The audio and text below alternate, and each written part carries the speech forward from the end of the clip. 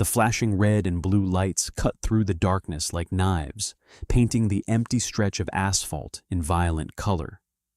They reflected off the cold steel of the handcuffs, digging hard into Special Agent Elias Grant's wrists. He was not a criminal. He was the man whose job was to take a bullet for the President of the United States. The enraged local patrolman pressing him against the hood of an unmarked Dodge Charger did not care. With the presidential motorcade exactly 4 minutes out, a collision of federal power and small-town prejudice was about to detonate on a quiet Maryland road. The night air over Brookfield County hung heavy and damp, thick with the smell of coming rain and rotting leaves. It was 11:22 p.m. Old Mill Road was normally a lonely two-lane artery winding between dense pines and gated subdivisions full of expensive homes. Tonight it served as the secondary route for a highly classified, off-the-record movement of President Harold Whitmore. Special Agent Elias Grant sat behind the wheel of the black Charger, engine idling in a low, almost silent purr.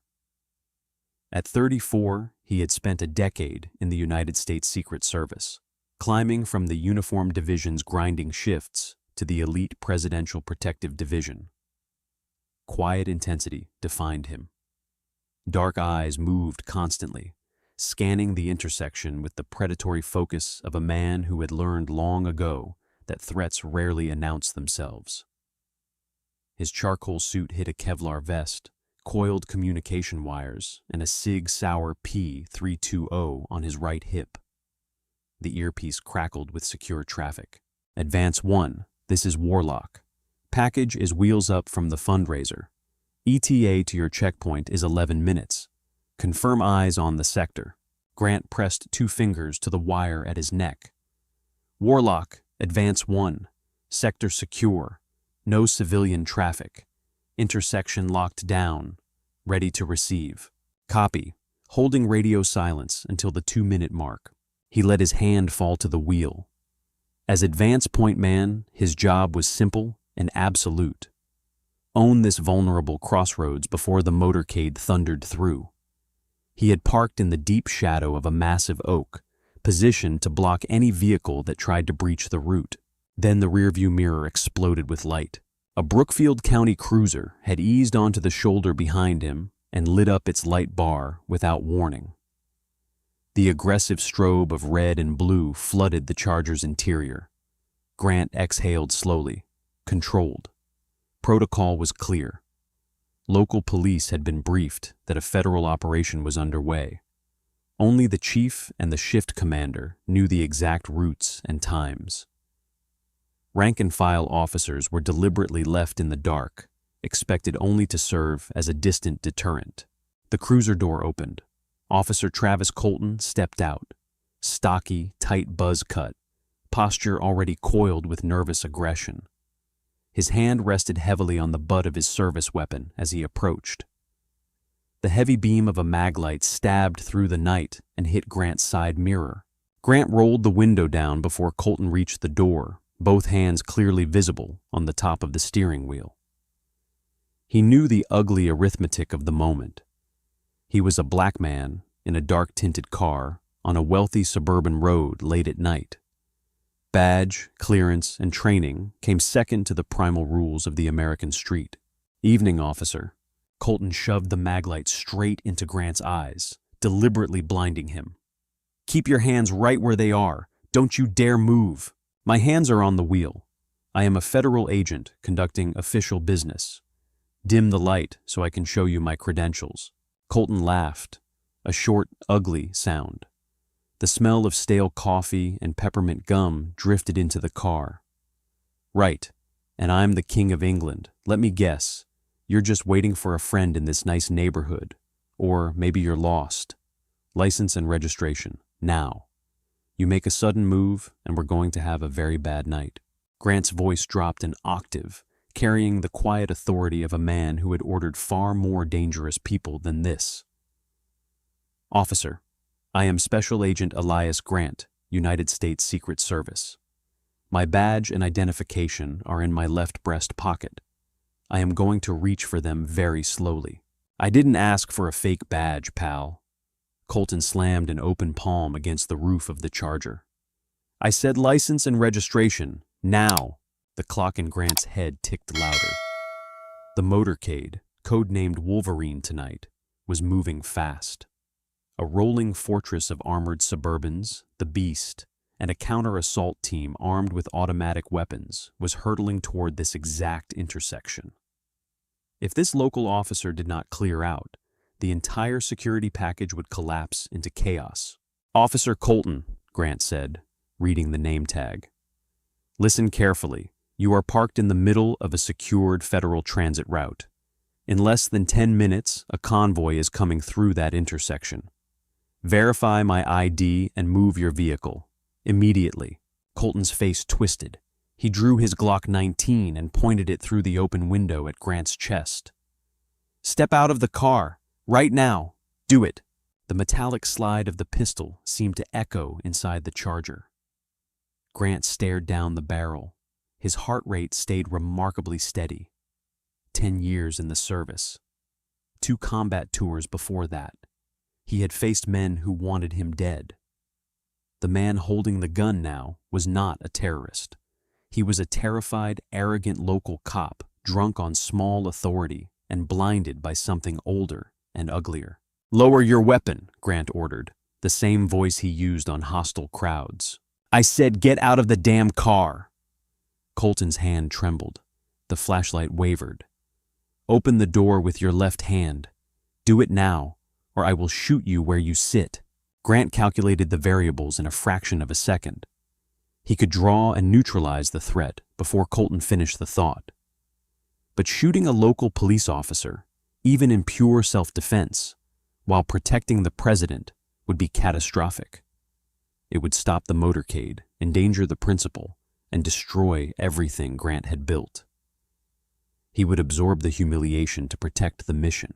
I am stepping out. He used his left hand to open the door and pushed it wide with his foot. He stepped into the freezing air, hands high.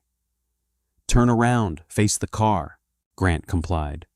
Officer, my badge is in my jacket. If you just look. Colton did not wait. He lunged, slamming a forearm into the back of Grant's neck and crushing him against the cold metal roof. The impact knocked the breath from Grant's lungs. Colton kicked his legs apart into a vulnerable spread-eagle stance. Shut your mouth, Colton hissed, hands roughly patting him down. Coming into my town thinking you can talk your way out of a prowler call. We know your kind. You think a fancy suit hides what you are. When Colton's fingers brushed the solid steel of the SIG at Grant's hip, the officer panicked. Gun! He's got a gun! He yanked the weapon free and hurled it into the wet grass. Grant's patience finally cracked. I am a federal agent! Check the breast pocket, you idiot! Colton wrenched Grant's left arm back until the shoulder joint screamed, snapped a heavy steel cuff onto the wrist, then twisted the other arm into place. The cuffs clicked down to the bone, cutting off circulation instantly. You're nothing but a liar and a felony weapons charge, Colton sneered, pressing Grant's cheek into the roof. With his free hand, he reached into the suit jacket, closed on the leather credentials case, and flipped it open under the maglite. The gold star of the United States Secret Service gleamed. Next to it sat the crisp federal identification card bearing Grant's photograph and the signature of the Secretary of Homeland Security. Colton stared at it for a long, agonizing moment. A rational man would have unlocked the cuffs, apologized, and backed away. Prejudice and pride form a toxic cocktail. Colton's ego could not accept that the black man he had just assaulted outranked him by light years. Nice prop, he scoffed, and tossed the leather case onto the wet asphalt. The gold badge scraped across gravel. You can buy these online for $50. You think you're smart? You think I'm stupid? In Grant's right ear, the secure earpiece, still miraculously in place, crackled to life. Advance 1, Warlock. We are hitting the 4-minute marker. Traffic is 0, coming in hot. Confirm the intersection is sterile. Grant could not reach the microphone. His hands were locked behind his back. Advance 1, this is Warlock. Do you copy? Acknowledge sterile intersection. Dead silence on the net. Grant twisted his head. Colton, listen to me. In exactly 4 minutes, the President of the United States is going to drive through that intersection.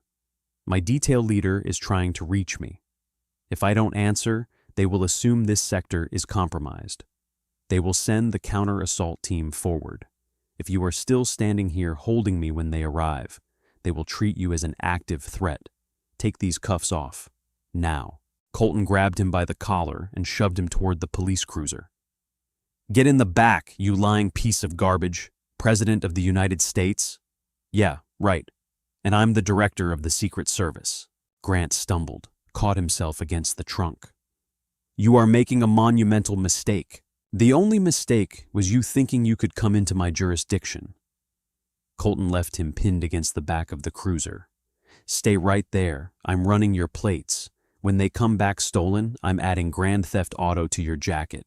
He strutted to the open driver's door and began hammering keys on the mobile data terminal. The light bar continued its rhythmic, violent flashing across Grant's face. The cuffs were ratcheted to the bone. No give. Grant focused on breathing through the searing pain in his shoulders, while the radio in his ear grew frantic. Warlock to Advance 1. You are missing check-in. Report immediately. A new voice cut in. Victor Langley, the shift leader riding in the Beast. The voice was pure ice. Advance 1. This is PPD lead. No visual on your beacon. If you do not reply in 10 seconds, we are treating Old Mill Road as compromised. Counter-assault team, prepare to push ahead. Warlock, prep an alternate, but keep the hammer down. We do not stop. Grant gritted his teeth. He had to get a message out. He could not. Inside the cruiser, Colton punched in the charger's plate and hit enter. The screen blinked, then flared bright red. A high-pitched alarm screamed from the police computer. Restricted tag.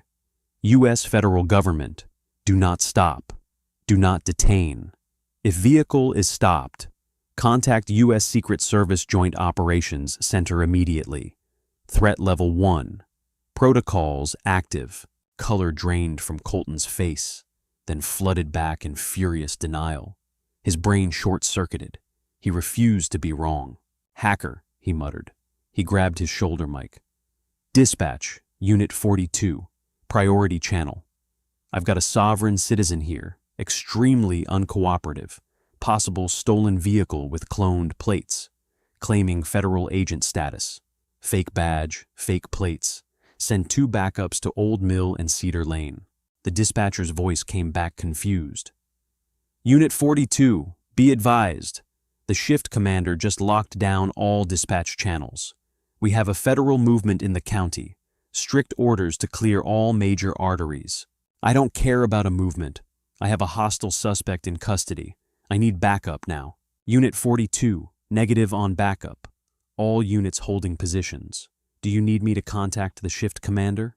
Just run the damn name, Elias Grant, Grant. While Colton argued with dispatch, Grant turned his head toward the southern horizon. The trees began to tremble.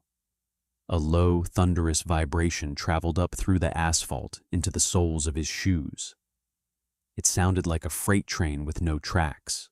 PPD lead to all units, Langley's voice barked. 1 minute out from the intersection. Rogue police vehicle blocking the right lane with emergency lights active.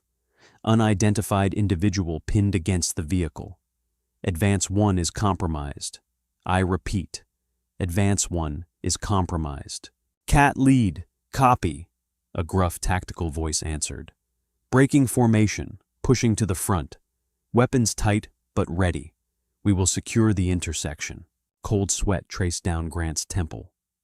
The counter-assault team, the most lethal unit in federal law enforcement, was about to descend on Officer Travis Colton. They rode in heavy black Suburbans with the windows down, automatic rifles already pointed outward. Their only mission was to annihilate anything that threatened the motorcade. They did not ask for licenses. They answered threats with overwhelming kinetic force. And right now, a screaming, erratic local cop with a drawn weapon stood exactly where the president's vehicle needed to be. "Colton!" Grant bellowed over the radio noise. "Look down the road! Look at the road!" Colton slammed the cruiser door and stomped back. "I told you to shut up. You're going to federal prison. You think you can hack a police database?" The night tore open.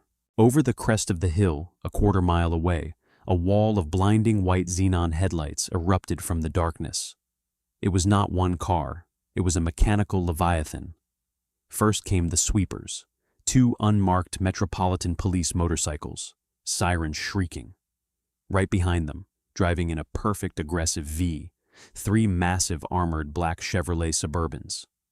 Their red and blue grille lights strobed with an intensity that made Colton's cruiser look like a toy. Colton froze. The arrogance evaporated from his eyes, replaced by pure primal terror. The ground shook from the combined horsepower of the approaching convoy. What is that?" "That," Grant said, voice cold as the grave, "is the United States government, and you are holding a gun in their path. Drop the weapon. Drop it right now, or you are a dead man." The lead vehicle of the counter-assault team, an up-armored Suburban designated Hawkeye 1, broke formation. Its 6.2-liter V8 roared as the driver pushed the 10,000-pound beast to its limit, heavy suspension dipping hard as it swerved into the oncoming lane. It did not simply pull up. It assaulted the space, screeching to a diagonal halt mere inches from Colton's cruiser, completely boxing him in. Tires smoked, leaving thick black streaks on the damp asphalt. Doors burst open before the vehicle had settled. "Federal agents, drop the weapon! Drop it now!" The voices were not human. They were a synchronized wall of tactical command. 6 operators spilled onto the pavement in heavy black Kevlar, tactical helmets mounting quad-tube night vision, short-barreled SR-16S already up. Laser sights painted 4 distinct green dots across Colton's chest, neck, and face. Colton made a pathetic high-pitched sound. His fingers went numb. The Glock clattered onto the asphalt. He collapsed to his knees, hands over his head, face contorted in absolute panic. "Don't shoot! I'm a cop! I'm a Brookfield County police officer. On your face, flatten out." A gloved hand grabbed the back of his collar and slammed him face first onto the wet road. A knee reinforced with hard tactical padding dropped between his shoulder blades hard enough to force the air from his lungs in a ragged wheeze. Thick plastic flex cuffs whipped around his wrists in under a second. The apex predator of Brookfield County had been neutralized in exactly 4.2 seconds. 2 operators flanked Grant. Protocol in a hot zone treated everyone as an unknown until the threat picture cleared. "Advance 1, identify," barked the Cat Element leader, a broad-shouldered man named Brent Harlan, rifle at high ready while his eyes swept the tree line. "Grant, Elias, PPD advance. The suspect is a rogue local LEO. He has my credentials and my weapon. Threw them in the grass to the left." Harlan keyed his mic. "Hawkeye lead to PPD lead. Intersection secured. 1 hostile subdued. Advance 1 is secure, but restrained. Route is clear for the package. Push through. Push through. PPD lead copy. Rolling through." Grant turned his head as the main body of the motorcade arrived. Even to a seasoned agent, the spectacle was breathtaking. 2 more tactical Suburbans glided past, forming a rolling wall of steel. Nestled safely in the center came the Beast, the presidential limousine, an impenetrable fortress of composite armor and classified systems, cruising past Colton's cruiser at a steady 40 miles per hour. The thick, dark windows revealed nothing of President Harold Whitmore inside. The commander-in-chief was likely reading a briefing or sipping coffee, completely insulated from the life-and-death drama unfolding feet away. Grant watched the American flags fluttering on the front fenders as the Beast disappeared around the bend. He had sworn an oath to lay down his life for the man inside that vehicle.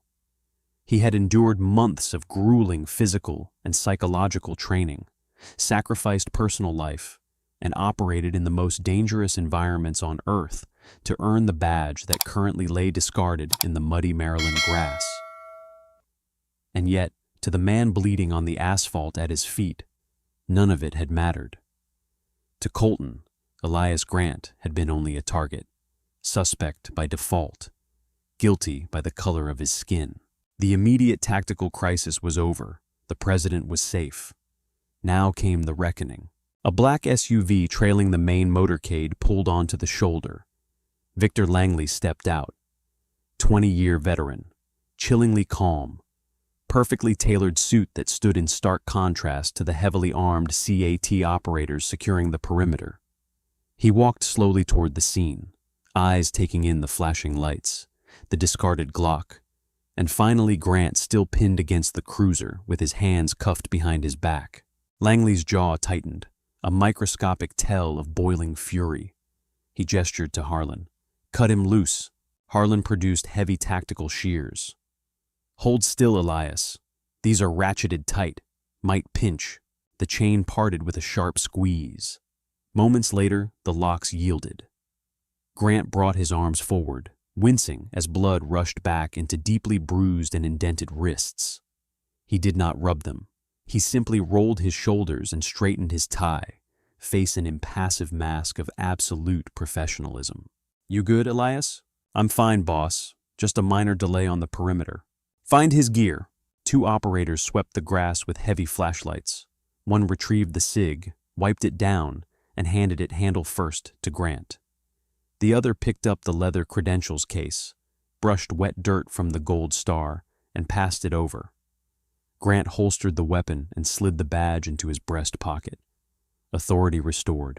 Langley walked over to Colton. He looked down at the local officer with the detached disgust reserved for something crushed under a boot. Stand him up. The CAT operator hauled Colton to his feet, uniform covered in wet road grime, nose bleeding from the impact with the asphalt, eyes darting wildly between the armed men surrounding him. The bravado was gone. He was a broken man finally comprehending the world-ending magnitude of his mistake. I didn't know, Colton stammered. He was in an unmarked car. He looked suspicious. He wouldn't comply with my lawful orders. Lawful orders. Langley repeated the words as if they tasted like ash. He stepped into Colton's personal space. He was not a tall man, but at that moment he cast a shadow that seemed to swallow the frightened officer whole. Let me explain what just happened, officer. You abandoned your assigned perimeter post. You initiated an unauthorized, unlogged traffic stop on a federally registered, classified vehicle. You held an on-duty agent of the United States Secret Service at gunpoint. You physically assaulted him. You disarmed him. And you placed your physical body and your vehicle directly in the path of the President of the United States during an active, high-threat transit. He didn't show me his badge, Colton lied desperately. He refused to identify himself. Grant stepped forward. He did not raise his voice. He did not need to. I told you exactly who I was, Colton. I told you where my badge was. You took it out of my pocket, looked at it, called it a fake, and threw it in the dirt. You didn't care about the truth. You only cared about putting a black man in his place. Colton's mouth opened and closed like a suffocating fish. You hacked the system, he whispered. The Joint Operations Center flagged your inquiry the second you ran the plates. Langley cut in. Tone absolute. They locked down your dispatch because you were officially classified as a hostile kinetic threat to the motorcade. Do you understand what that means? If you had raised that weapon even an inch when Hawkeye 1 arrived, my men would have put 300 rounds of 5.56 through the windshield of your cruiser, and you would be in a body bag right now. You are breathing purely because Agent Grant maintained his composure while you lost your damn mind. Headlights pierced the darkness from the opposite direction. A white SUV with the Brookfield County Police Department insignia roared up, sirens cutting off as it slammed into park. Chief Raymond Soto stepped out, a veteran lawman who had spent 30 years building a respectable department. One look at the heavily armed federal tactical team, the unmarked black Suburbans, his officer in zip ties, and the Secret Service credentials gleaming on Grant's chest, drained every bit of color from Soto's face. He knew immediately that his department faced an extinction-level event. "Chief Soto," Langley said, turning away from Colton. "Good of you to join us." "Agent Langley." Soto swallowed hard, eyes wide with horror. "What the hell happened here?" "Your officer decided to play cowboy on a federally secured route. He detained my advance agent at gunpoint, assaulted him, and nearly triggered a lethal response from the presidential counter-assault team." Soto looked at Colton, face contorting into pure, unadulterated rage. "Colton, you absolute fool! You were briefed. You were told to hold the perimeter and ignore any federal vehicles. What were you thinking?" "Chief, he was parked in the dark. He matched the profile of the burglary suspects from the Ridgewood subdivision," Colton pleaded. The racism was so deeply ingrained, he was still trying to justify it. "I was doing my job. He was a threat." "He's a federal agent," Soto roared, voice cracking. "He's protecting the president. You didn't profile a burglar, Colton. You profiled a black man in a nice car, and you let your badge go to your head." Soto marched over and, without hesitation, ripped the silver badge off Colton's uniform shirt. The heavy pins tore through the fabric. "You are stripped of your police powers effective immediately. You do not speak for this department. You do not represent this badge." "Chief, you can't do this. The union won't touch you with a 10-foot pole when they see the federal indictment," Langley interjected smoothly. He looked at Harlan. "Read him the charges." Harlan did not need the notepad. "Travis Colton, you are being detained by the United States Secret Service under Title 18, United States Code, Section 111, assaulting, resisting, or impeding a federal officer. Section 372, conspiracy to impede or injure a federal officer. And Section 242, deprivation of rights under color of law. You are facing a minimum of 20 years in a federal penitentiary." Colton's knees gave out. If the CAD operator had not been holding him up by the scruff of the neck, he would have collapsed entirely. His career, his freedom, his entire life had been destroyed in the span of 10 minutes because he could not see past his own bigotry. "Put him in the back of Hawkeye 2, Langley ordered.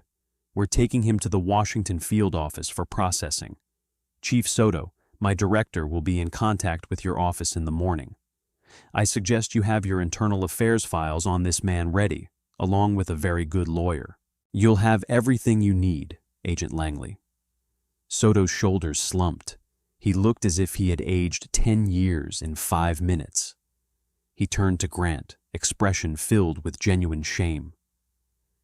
"Agent Grant, I cannot apologize enough. This does not reflect who we are. I am so sorry." Grant looked at the chief, then down at the cuffs still hanging limply from his bruised wrists. He thought about the indignity of being pressed against cold metal, the terrifying uncertainty of looking down the barrel of a gun held by a man sworn to protect and serve.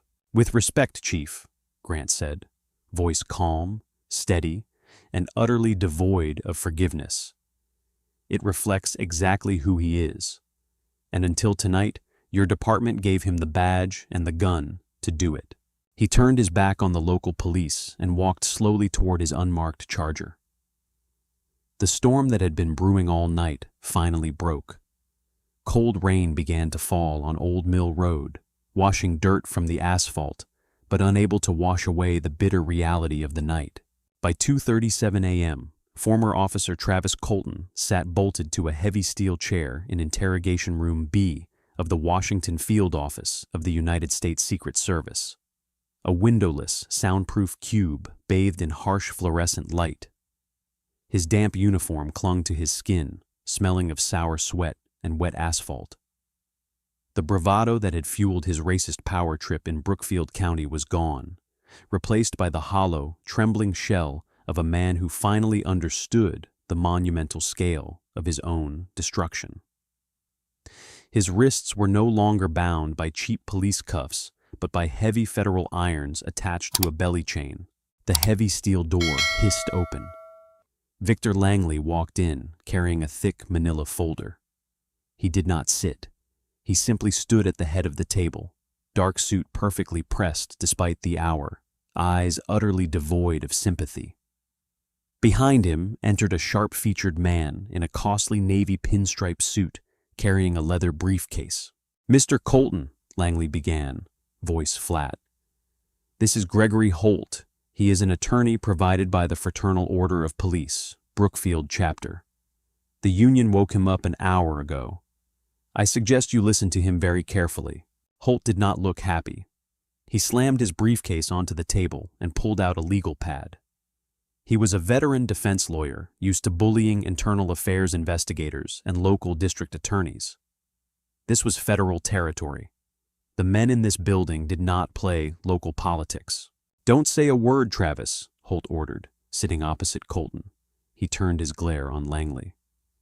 "Agent Langley, my client has been subjected to excessive force, unlawful detainment, and immense psychological distress.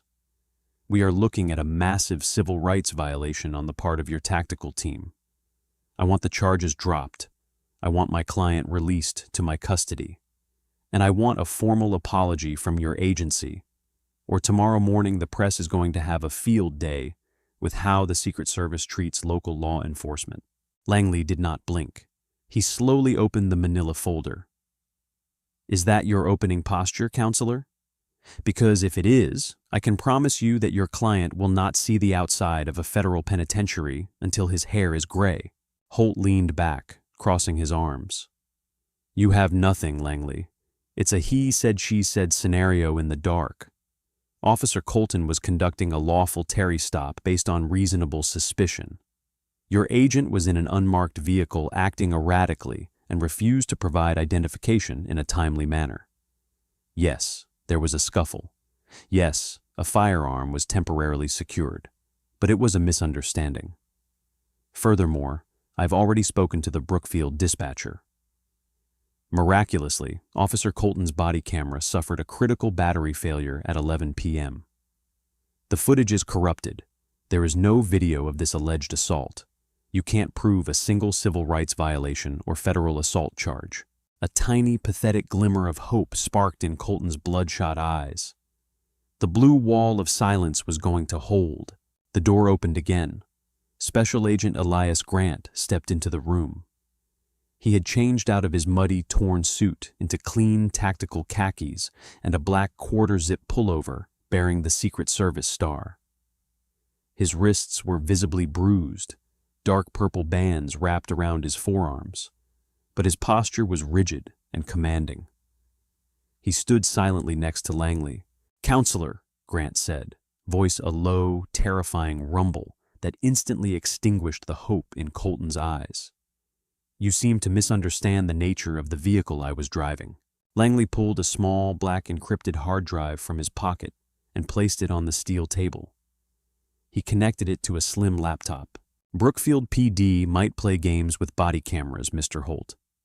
The United States Secret Service does not rely on local tech. Agent Grant's unmarked Charger is a PPD Advance Interceptor. It is equipped with an integrated, hardened, 360-degree high-definition recording suite. It captures standard optical, infrared, and audio. It does not have an off switch. It uploads directly to our secure satellite network in real time." Holt's smug expression faltered.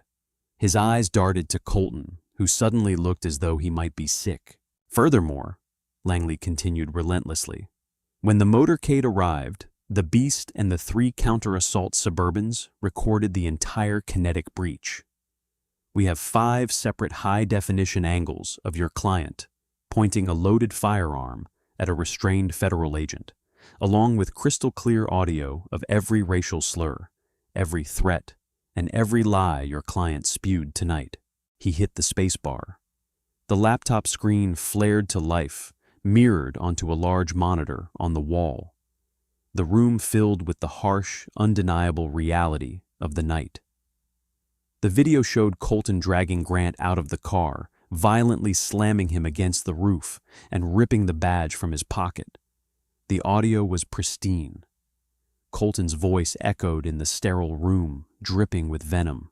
"Coming into my town thinking you can talk your way out. We know your kind. You think a fancy suit hides what you are." The video showed Colton looking directly at the gold Secret Service star, tossing it into the dirt, and leaving Grant handcuffed and helpless. It showed him holding the Glock, finger dangerously close to the trigger. Holt stared at the screen, the color entirely drained from his face. He was a ruthless lawyer, but he was not suicidal. He knew a dead-end case when he saw one. He slowly closed his legal pad and packed it back into his briefcase. What are you doing?" Colton whispered, panic seizing his throat. "You're my lawyer. You have to fight this." Holt clicked the briefcase shut and stood. He did not look at Colton. He looked directly at Langley and Grant. "Gentlemen, the Fraternal Order of Police does not condone this behavior. I will advise the union to formally withdraw their legal support for Mr. Colton, effective immediately. He will need to seek private counsel or a public defender." "Wait! You can't leave me here!" Colton screamed, straining against the belly chain, the steel chair scraping loudly against the concrete floor. "Gregory, come back!" Holt walked out without a backward glance. The heavy steel door clicked shut, sealing Colton in his tomb of consequence. Langley closed the laptop. "The Department of Justice is taking lead on your prosecution. The Attorney General himself was briefed 20 minutes ago. They are making an example of you. You are going to be charged with armed assault on a federal officer, kidnapping under color of law, and a federal civil rights violation. The plea deal they are offering requires a guilty plea on all counts and a recommended sentence of 25 years in federal lockup without the possibility of early parole." Colton was sobbing now, heavy, gasping tears that soaked his collar. Please, Agent Grant, I have a wife. I have a little girl. Please, I made a mistake. I was scared. I wasn't thinking." Grant stepped forward, placed his hands flat on the steel table, and leaned in until he was mere inches from Colton's tear-streaked face. "You weren't scared, Colton. You were empowered." His voice was soft, the quiet intensity cutting through the man's pathetic sobbing. "You saw a black man, and you saw an opportunity to exercise cruelty without consequence. You didn't care about the law. You didn't care about the truth. You only cared about your own superiority. You thought the badge you wore gave you the right to be a monster." He straightened, adjusting his cuffs. "There are good men and women who wear the police uniform. They bleed for their communities. You are a disgrace to every single one of them. Enjoy federal prison, Travis. I hear the inmates have a very specific way of greeting disgraced racist cops." Grant and Langley turned and walked out, leaving Colton alone with the deafening silence of his ruined life. 3 weeks later, the crisp autumn air of Washington, D.C. whipped golden leaves across the north lawn of the White House. Inside the West Wing, the atmosphere was one of hushed, orchestrated power. Elias Grant stood in the Roosevelt Room, dressed in an impeccable charcoal suit.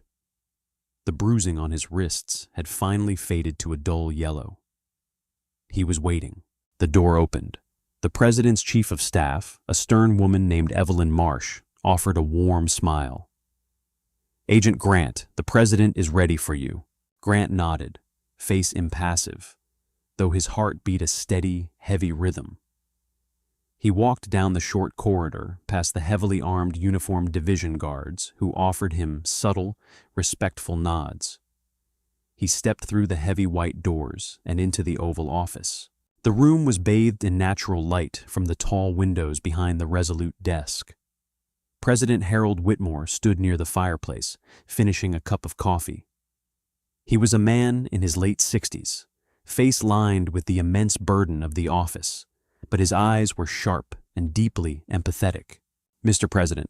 "Elias," Whitmore gestured to the 2 wingback chairs in the center of the room.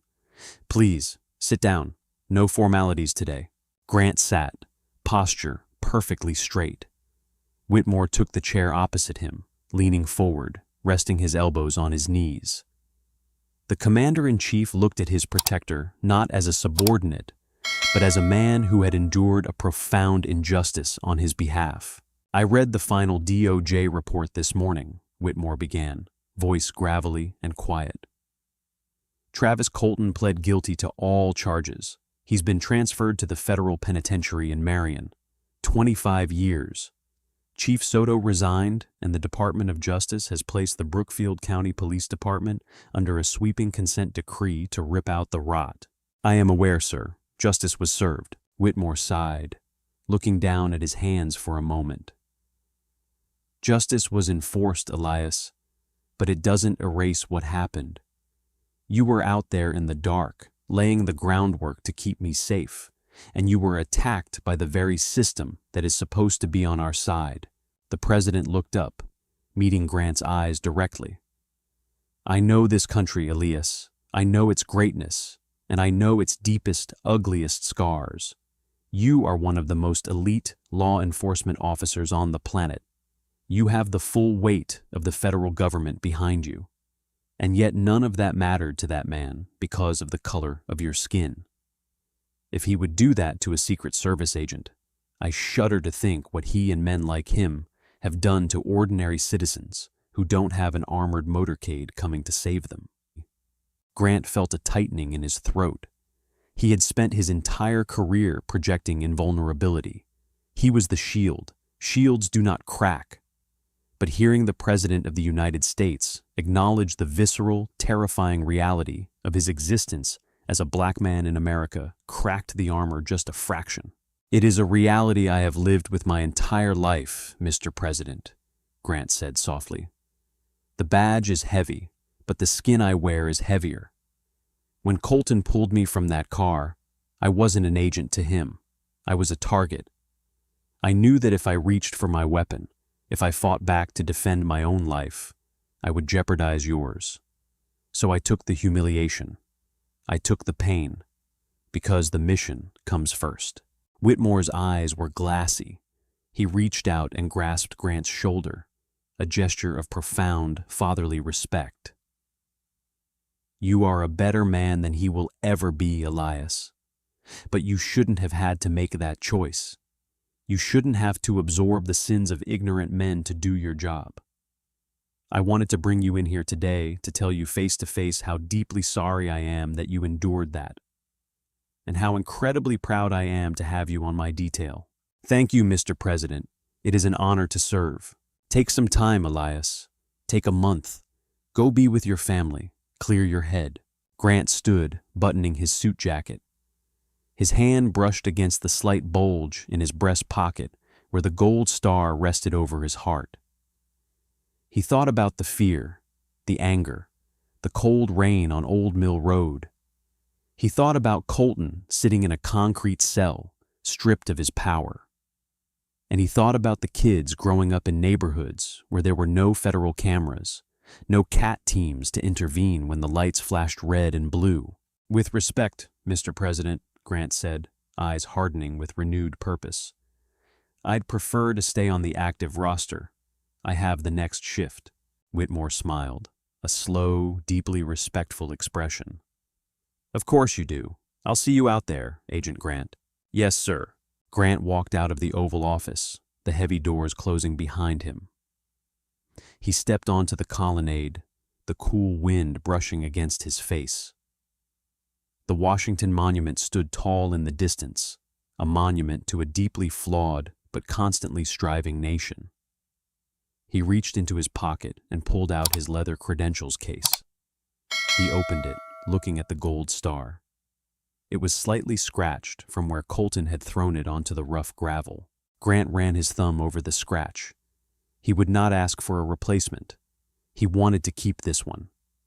It was a reminder that power without accountability is a weapon, and that the only way to fight the darkness is to stand directly in its path, unyielding and unafraid. Elias Grant placed the badge back over his heart, turned on his heel, and walked back into the shadows to hold the line.